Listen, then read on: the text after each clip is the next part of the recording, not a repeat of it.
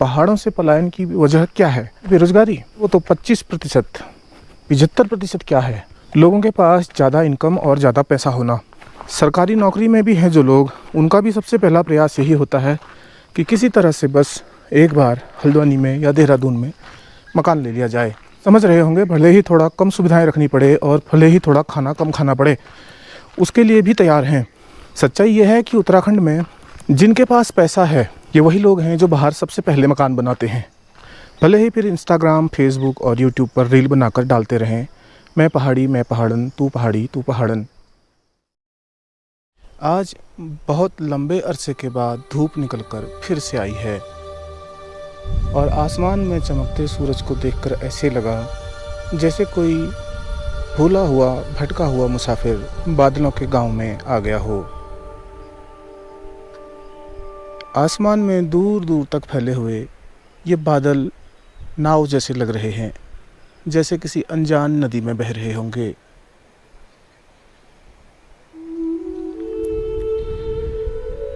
मेरे गांव के नीचे की तरफ अगर आप देखोगे तो हर तरफ से हरा हरा प्रकाश परावर्तित होता है और इस मौसम में यकीन करना मुश्किल होता है कि कभी यहीं पतझड़ भी हुआ था।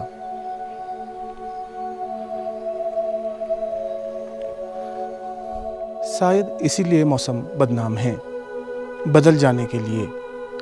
जब यह बदलते हैं तो पिछले वाले को पूरी तरह भुला देते हैं। अपनी छत से ये वीडियो बना रहा हूँ। मुझे फिर से किन्हीं पहाड़ों पर जाना होगा जहाँ से सब तरफ के पहाड़ आपको दिखाई दें और यह अनजान नदी में बहने वाली नावें भी, जिनके जादू की तरह खुले हुए पाल हैं। रास्ता सच में पूरी तरह सुनसान है और यहाँ अभी भी दूर दूर तक कोई नहीं दिखाई देता। यही एक रूप लेके प्रकृति यहाँ बैठी हुई है और अगर सच कहूँ तो यहाँ बस मैं ही मैं हूँ, मेरे अलावा कुछ भी कुछ नहीं। अभी संजीदा होकर मैं ही इन्हें देख रहा हूँ और मेरे साथ साथ आप देख रहे हैं। प्रणाम, स्वागत, अभिनंदन आप सभी लोगों का पहाड़ों की ओर, जहाँ ऊंचाइयों पर गहराइयाँ मिलती हैं।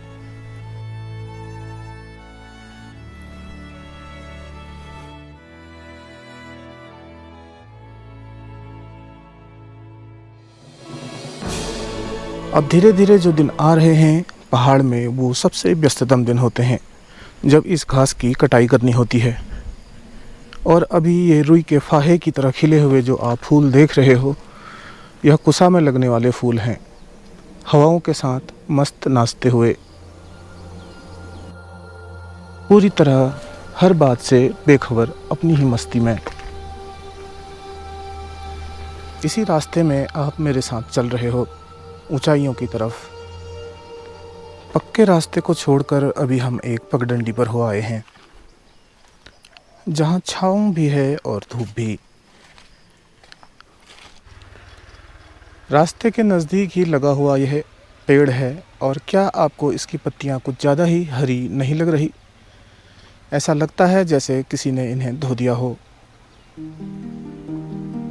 रास्ता चुपचाप आगे बढ़ रहा है। यूं तो छाँव और धूप जीवन का खेल है, लेकिन छाँव में इतना कालापन भी न हो जाए कि सूरज की रोशनी पर भी फिर उसकी कालिख न उतरे। इस बीच कुछ ऐसी ही घटनाएं हुई। आपने देखा, कुछ तबाही हुई। बादल जो आज अलविदा कहते से नज़र आते हैं, इन्होंने जम करके कहर भी बरपाया।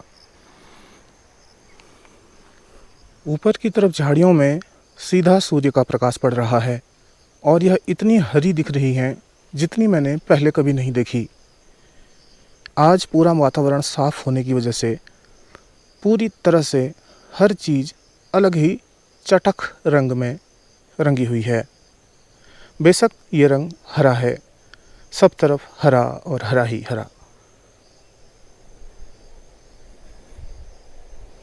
और इस जगह से आपको मेरा गांव दिखाई दे रहा है और वो दूर पहाड़ी की चोटियों पर जाते हुए बादलों की छाँव भी दिखाई दे रही है। साथ ही नीचे की तरफ फैला हुआ ये विस्तार दिखाई दे रहा है और नीचे है बहुत गहराई। जो नदी कल तक सूखी थी आज उफान पर है।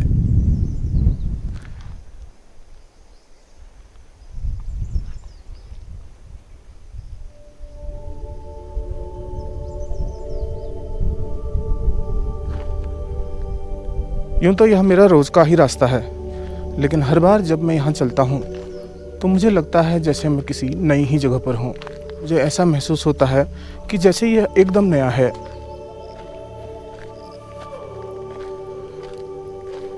मुझे नहीं लगता है कि इसमें कुछ भी कम रोचक है।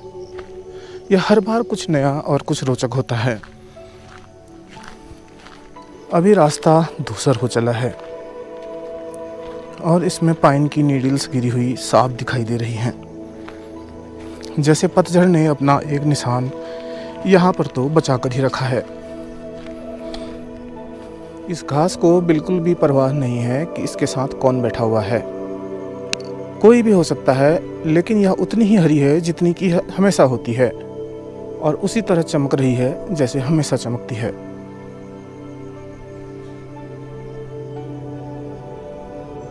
पुष्पाराज साला झुकेगा नहीं, लेकिन यहाँ प्रकृति में हमें यह देखने को मिलता है कि जो झुकते नहीं अकड़कर सीधे खड़े रहते हैं वो एक न एक दिन ढह जाते हैं, बिल्कुल इस पेड़ की तरह जिसने रास्ता भी रोक लिया है। शायद इसका अपनी जड़ों से संबंध टूट गया था, या हो सकता है यह अहंकार में आकर अपनी जड़ों को ही भूल गया हो।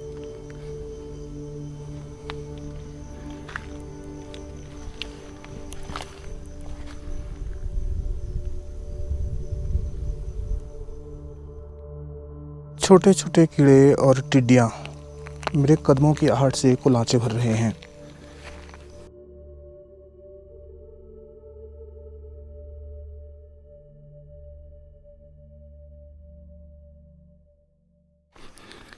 अब मैं ठीक उसी जगह पर पहुंच गया हूं जहां पर मैं अक्सर आता रहता हूं और यहीं से आप लोगों के साथ अपने विचार, अपनी बातें साझा करता रहता हूं। हालांकि कुछ और दिन अगर गुजर जाएंगे तो उसके बाद ये घास इतनी ऊंची हो जाएगी, फिर यहाँ पर आना उतना आसान नहीं होगा। कांटे आपसे लिपटने के लिए तैयार रहेंगे। लेकिन अगर रास्तों का मज़ा लेना हो तो कांटों से उलझना तो पड़ेगा ही। उसके लिए घर से तैयार होकर निकला हूँ और अभी जिस जगह पहुँचा हूँ वहाँ से चारों तरफ मुझे सुकून ही सुकून दिखाई दे रहा है।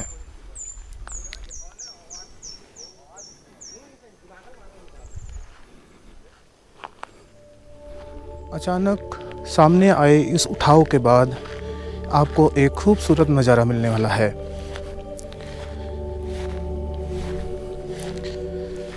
देखते ही देखते यह चढ़ाव एक ढलान में बदलने वाला है।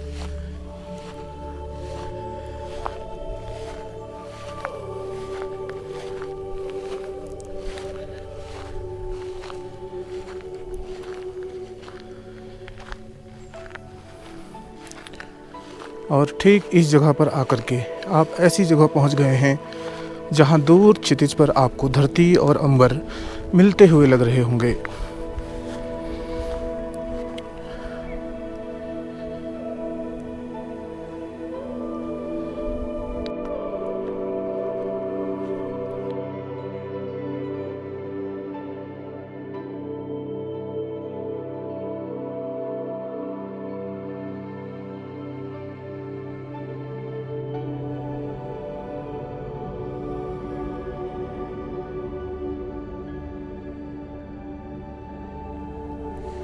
पहाड़ की तरफ चढ़ाई एक बार फिर से शुरू हो चुकी है। मैं आपको ऊपर से इस पहाड़ी के पार दिखने वाली जगहों को भी दिखाना चाहता हूँ। पहाड़ के एकदम सिरे पर पहुँच चुका हूँ और अभी यहाँ से आपको चारों तरफ का एक नज़ारा दिखा रहा हूँ।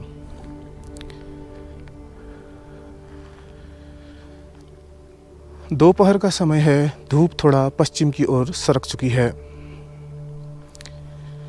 बादल अभी पूरी तरह से विदा नहीं हुए हैं। आइए पहाड़ी के इस पार झांक कर देखते हैं यहाँ कौन से नए झरोखे खुल रहे हैं।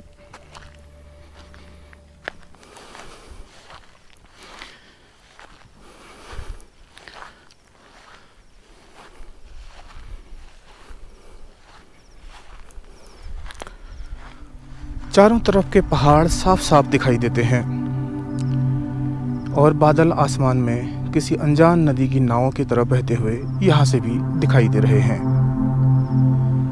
चीड़ के पेड़ सनसना रहे हैं, ठंडी ठंडी हवाएं चल रही हैं और साथ साथ तेज चटक धूप भी आई हुई है। शाम के 5 बजने को आए हैं और सामने की पहाड़ी पर स्पॉटलाइट पड़ती हुई आप देख सकते हो और ये नेचुरल स्पॉटलाइट सीधा सूर्य से चल के आ रही है। दूर दूर तक उड़ते हुए बादल अभी दिखाई दे रहे हैं। थोड़ी ही देर पहले ये काला सा बादल जो आप देख रहे हो बरस चुका है। इसने एक हल्की फुल्की फुहार यहाँ भेज दी है। लगता है जैसे जाते जाते नमस्ते कह रहा हो। अभी शाम के 6 बजने को आए हैं और अभी मैं आपको कहीं और लेके जा रहा हूँ, लेकिन यहाँ इस तरफ से आपको झुरमुटों की ओट में छिपता हुआ यह सूरज दिख रहा होगा और यह शाम का सूरज है। चलिए इस रास्ते पर चलते हैं आपके साथ और बातें करते हैं। मैं आज आपको एक फैक्ट चेक करवाता हूँ। यहाँ पर पलायन की समस्या है। लोग इतनी खूबसूरती छोड़कर भी जा रहे हैं और कई लोग इसमें बहुत सारी बातों को वजह बताते हैं। तो पहाड़ों से पलायन की वजह क्या है?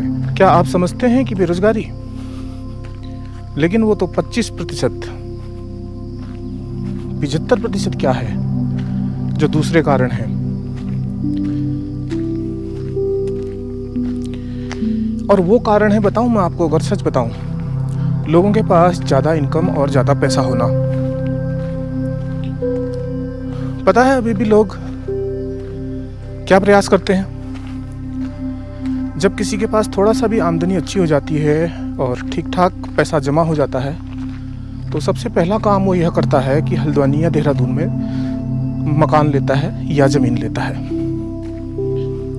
मैं ऐसे कई लोगों को जानता हूँ जो नौकरी पेशा हैं, सरकारी नौकरी में भी हैं जो लोग, उनका भी सबसे पहला प्रयास यही होता है कि किसी तरह से बस एक बार हल्द्वानी में या देहरादून में मकान ले लिया जाए। भले ही थोड़ा कम सुविधाएं रखनी पड़े और भले ही थोड़ा खाना कम खाना पड़े, उसके लिए भी तैयार हैं।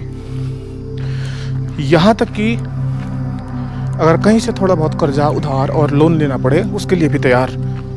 और सबसे पहला काम हल्द्वानी में मकान, हल्द्वानी में ज़मीन। तो आपको कई बार लगता होगा कि सच्चाई ये है कि उत्तराखंड में बहुत ज़्यादा बेरोजगारी है, इस वजह से सब लोग वहाँ से बाहर जाते हैं। नहीं, सच्चाई यह है कि उत्तराखंड में जिनके पास पैसा है ये वही लोग हैं जो बाहर सबसे पहले मकान बनाते हैं। इसलिए जब भी आप बाहर किसी आदमी को देखो उत्तराखंड के, तो ये समझ जाइए कि ये वही लोग हैं जो यहाँ के धनाढ्य लोग हैं।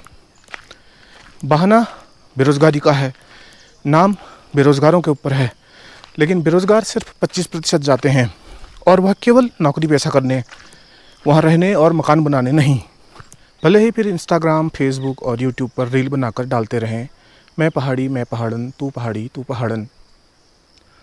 लेकिन सच्चाई ये है कि वो पहाड़ों को अलविदा कह के आ चुके हैं। तो एक बार मुझे किसी व्यक्ति ने कहा था, पहाड़ बिल्कुल खाली हैं, पहाड़ में बिल्कुल वीरानापन है, यहाँ दिन कटना मुश्किल हो जाता है। उन्होंने अपनी मानसिकता के अनुसार ठीक ही कहा, क्योंकि आदमी की जिज्ञासा हमेशा उस चीज़ के प्रति होती है जो उसने नहीं देखी या जिन चीज़ों को उसने नहीं जाना है। मेरा मानना ये है कि जो भी यहाँ के सर्विस क्लास हैं, बेरोज़गारों से ज़्यादा जो भी यहाँ के संपन्न लोग हैं, गरीब लोगों से ज़्यादा बाहर गए हुए हैं। वही विस्थापित हुए हैं जिनके पास कम से कम इतना पैसा तो था ही कि वह बाहर जा कर के अपने लिए ठौर ठिकाना ढूंढ सकें।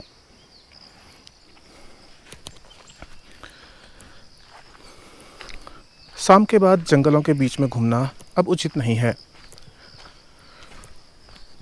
तो एक छोटी सी सैर थी और कुछ बातें मैंने आप लोगों को बताई। तो वो बातें आप लोगों को अगर पसंद आई हों तो चैनल को मेरे सब्सक्राइब कर सकते हैं, वीडियो को लाइक कर सकते हैं। इस पे एक हाइप का फंक्शन भी आता है आजकल, जहाँ पर आप कमेंट करते हो ना, तो आप वहाँ पे देखेंगे हाइप का ऑप्शन आएगा। तो उस हाइप में भी आप मुझे पॉइंट दे सकते हैं, उससे मुझे बड़ी सहायता मिलती है। उसमें आपका कुछ भी डिडक्शन डायरेक्ट मनी का नहीं होता है, वो बस एक पॉइंट होते हैं जो आप दे सकते हैं। इसी तरह से है जैसे किसी को रेट करना।